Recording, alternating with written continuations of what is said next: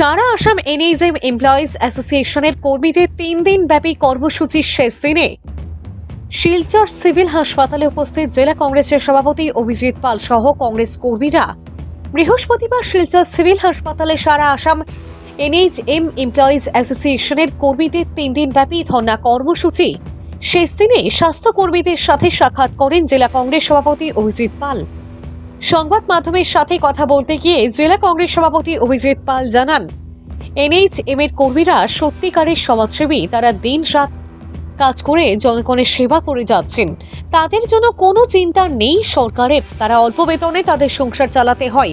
যেভাবে দ্রব্যমূল্য বৃদ্ধি হচ্ছে, নিত্য প্রয়োজনীয় সামগ্রী আকাশ মূল্য ছোঁয়া, তাদের এই অল্প বেতনে সংসার চালাতে অনেক কষ্ট হচ্ছে। স্বাস্থ্যকর্মীরা তাদের যেসব দাবি নিয়ে 3 দিন ব্যাপী ধর্ণা কর্মসূচি পালন করছে তা ঠিক করছে। অভিজিৎ পাল বলেন, স্বাস্থ্যকর্মীদের বিভিন্ন সমস্যা সমাধানের লক্ষ্যে শিলচর জেলা কংগ্রেসের পক্ষ থেকে মুখ্যমন্ত্রী ও স্বাস্থ্যমন্ত্রীর কাছে স্মারকপত্র প্রদান করবেন। আজকে 3 দিন হলো আমাদের অনশনের ধর্নার।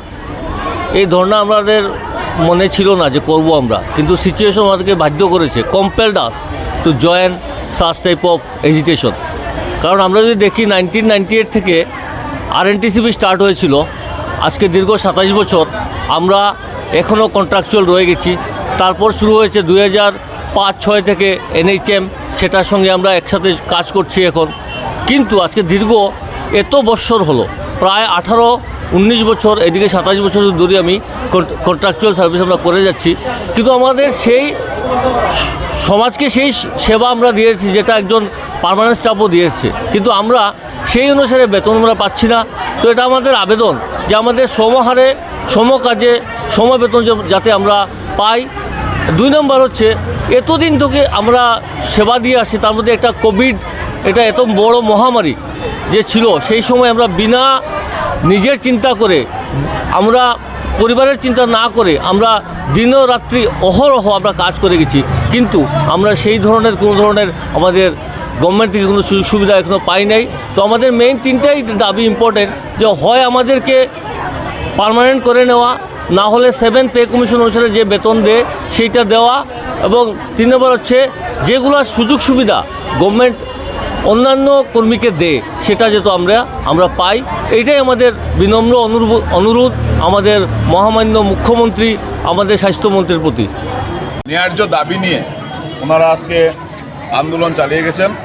কিন্তু সত্যিকার অর্থে এনএইচএমের যারা কর্মচারীরা, এরা সত্যিকারের সমাজসেবী। এরা মানে নিজের জীবনের ঝুঁকি নিয়ে যেভাবে সত্যিকারের সমাজসেবা করে থাকেন, মানুষের ইমার্জেন্সি সার্ভিস দিয়ে থাকেন।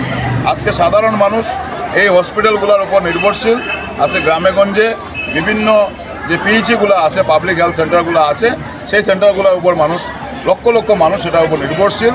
খুব কম সংখ্যক মানুষ যারা মানে বেসরকারি হাসপাতালে যান, না হলে বাকি প্রত্যেক মানুষই নিজের মানে জীবনের বিভিন্ন অসুখ বিসুখ নিয়ে এই সরকারি হসপিটালগুলোর উপরেই মানুষ নির্ভরশীল। এবং সেই জায়গাতে যারা আজকে দিনরাত মানুষের সেবা করে যাচ্ছেন, সেই সেবা করার পরও ওনারা যে 2 বেলা 2 মুঠো খাওয়ার, সে খাওয়াটুকু আজকের দিনে সরকার ওনাদেরকে নিয়ে কোনো ধরনের চিন্তা নেই। ওনারা সামান্য বেতনে, যেটা আজকের দিনে বর্তমানে যে দ্রব্যমূল্যের যেভাবে বৃদ্ধি হচ্ছে, যেভাবে আজকে জিনিসপত্রের দাম, ওনাদের ফ্যামিলি চালানো সম্ভব না।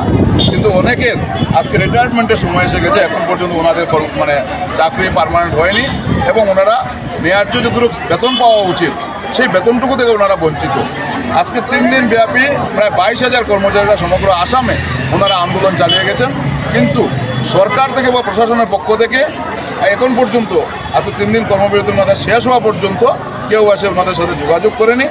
আমরা ওনাদের প্রতি সহানুভূতি জানিয়ে আজকে শিলচর জেলা কংগ্রেস আমরা মুখ্যমন্ত্রী এবং স্বাস্থ্যমন্ত্রীর উদ্দেশ্যে আমরা একটা স্মারকলিপি দেব, যাতে অতি সত্বর তাদের যে ন্যায্য দাবি সেগুলো যাতে পূরণ করা হয়। এবং আমাদের বিরোধী দলের যারা এখন বর্তমানে বাজেট সেশন চলছে, বিরোধী দলের বিধায়কদের আমি আজকে অনুরোধ করব, আমি এটা নিয়ে বিরোধী দলনেতা দেবব্রত সরকারের সাথে যোগাযোগ করব, যাতে ওনারা সেই ব্যাপারটা বিধানসভায় উত্থাপন করেন এবং সরকারকে যাতে চাপিয়ে ধরেন যে এই যে যারা সেবামূলক কাজে যারা আজকে জড়িত আছেন, লক্ষ লক্ষ মানুষকে যারা সেবা দিয়ে যাচ্ছেন, তাদের জন্য ন্যূনতম পাওনাটুকু যাতে অতি সত্বর সরকার পূরণ করে দেন, সেই দিকে যেন ওনারা মানে বিধানসভাতে আওয়াজ তুলতে পারেন, সেই ব্যাপারটা নিয়ে আজকে আমি ওনাদের সাথে আচ্ছা বর্তমান মুখ্যমন্ত্রী ছিলেন স্বাস্থ্যমন্ত্রী, তিনি ষোলো অবধি এই কংগ্রেস মন্ত্রিসভায় তিনি ছিলেন স্বাস্থ্যমন্ত্রী। 2011-তে যখন এনএসএম কর্মীরা প্রথম তাদের দাবি প্রোডাক্ট করে তুলা সিএম চিফ মিনিস্টার হয়ে গেছে যে আমাদের 7 বছর হয়ে গেছে, আমাদেরকে একটা রেগুলারাইজ বা আমাদের পে করবে। তখনের মুখ্যমন্ত্রী তরুণ গগৈ নির্দেশ দিয়েছিলেন এবং আজকের মুখ্যমন্ত্রী তৎকালীন স্বাস্থ্যমন্ত্রীকে যে এনআরজিএম এর পরে মন্ত্রী যারা আছে ওদেরটা কীভাবে কনসিডার করা যায়। কিন্তু খুব দুঃখের বিষয়, খোদ হেমন্ত বিশ্ব শর্মা যিনি স্বাস্থ্যমন্ত্রী ছিলেন তিনি কখনও কংগ্রেস আমলে সেই সব সংসদের জন্য কোনো নাক গলাননি, কোনো কিছু চেষ্টা করেননি। আজকের দিনে 9 বছরে তো কোনো নামগন্ধই নেই। এই যে আবার সভাপতি বললেন আজকে 22,000 এমপ্লয়ি, আজকে 22,000 এমপ্লয়ি এখানে আজকে ধর্মঘটে নেমেছে।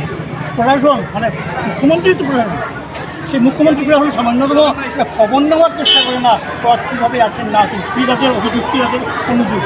জাস্ট পয়েন্ট আউট ইট সেটা হেমন্ত বিশ্ব শর্মা আগেও রেসপন্সিবল ছিলেন, কংগ্রেস আমলে কংগ্রেসের উপরে ছেলে লাভ নেই, উনি ছিলেন ইন্ডিপেন্ডেন্ট, ওনার উপরে ছিল অনেক ক্ষমতা, তখনও কিছু করেননি। আজকে 9 বছরে আজকের জন্য তিনি কিছু করছেন না।